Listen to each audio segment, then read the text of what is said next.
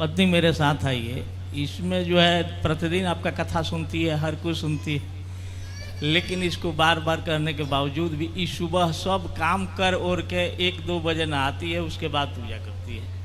अब कितना बार समझाते हैं। तो खाना पीना पहले बना लेती हैं? जी सर। फिर नहाती हैं? नहाती है। मैया राधे राधे गुरु जी। काहे नहीं नहाती हो? गुरु जी सारा काम करके नहाते हैं हम। अरे तो पहले नहा लो फिर सारा काम कर लो। तो पहले भोजन बना लेती हो फिर नहाती हो। यही आसुरी शक्तियां हैं। पहले नहा लेना चाहिए, पहले शुद्धि करनी चाहिए कि अशुद्धि में ही काम कर लेना चाहिए? बताओ। नहीं, नहा कर खाना बनाना चाहिए। तो नहाना चाहिए ना मेरी माँ। नहाओ सबसे पहले। अब आप देखो बिना नहाए बनाती हो तो बिना नहाए क्या अब उसका भोग भगवान को लगेगा? ना तो वो भोजन अब भगवान के मतलब का है। आपके द्वार पर कोई साधु संत आ जाए और ऐसा अन्न यदि आप उसे भी देंगे तो वो पाप लगेगा। ये तो पाप, वो तो भोजन अब भोजन रही नहीं ना। वो तो अब वो भोजन देखो, शक्तियां 2 प्रकार की होती हैं, एक दैवीय शक्तियां, एक आसुरी शक्तियां, पॉजिटिविटी नेगेटिविटी।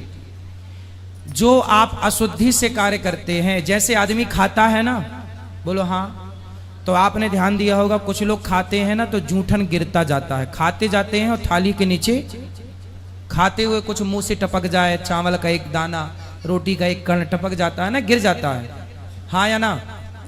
वो जो गिरा हुआ अन्न है उसे असुर लोग ग्रहण करते हैं, वो खाते हैं। जिसके थाली से ज्यादा जूठन गिरता है, असुर लोग उससे बहुत खुश रहते हैं कि ये हमारा पेट भर रहा है। फिर आसुरी शक्तियां उसके आसपास ही रहती हैं। और आपके घर में तो पूरा भोजन असुर खा रहे हैं। बिना नहाए आप बना रही हो, अशुद्धि में बना रही हो, तो पूरा भोजन अशुद्ध है। वो ना भगवान को भोग लगने के योग्य है, ना तो वो कोई साधु सेवा के योग्य है। इसलिए ये गलत है। पहले स्नान करो, शुद्धि हो पवित्रता से, फिर भोग लगाओ, भगवान का नाम जपते हुए, कीर्तन करते हुए भोजन बनाओ, ताकि आपके भोजन को भगवान ग्रहण करें। ठीक है? कैसे करोगे अब? नहा कर खाना बनाएंगे। तो मैया काहे तुम पति की बात नहीं मानती थी अभी तक?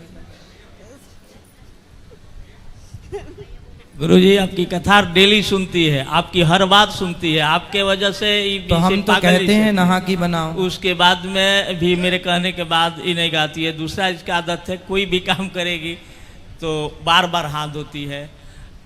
आप जो एक बोले थे कि नहीं किचन में चप्पल पहन करके नहीं जाना चाहिए, तो हम इसको जैसे बार बार सर्दी जुकाम हो जाता है, आपको वोमिटिंग होने लगता है ठंडा के वजह से, तो डॉक्टर बोले कि भाई एक चप्पल आप रखिए ऐसा कि किचन में ही रहे, या जूट का कोई बिस्तर बिछा दीजिए जिस पर खड़े होकर के कीजिए। ठीक है। उस पर भी नहीं मानती है। जैसे गुरुजी बोले हैं कि एकदम खाली पैर ऐसे रहो।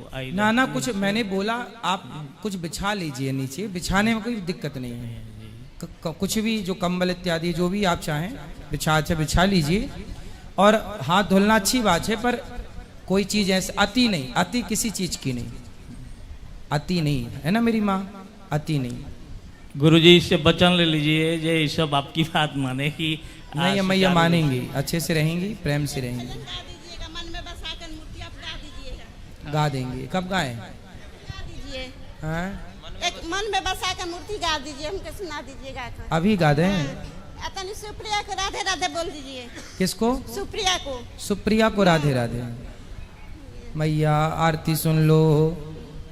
मांगू तुझसे क्या मैं यही सोचूं भगवन, जिंदगी जब तेरे नाम कर दी अर्पण, सब कुछ तेरा कुछ नहीं मेरा, सब कुछ तेरा।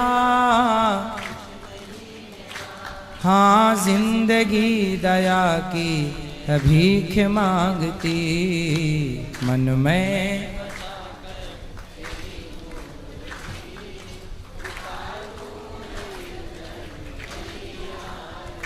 ठीक है। राधे राधे। राधे राधे।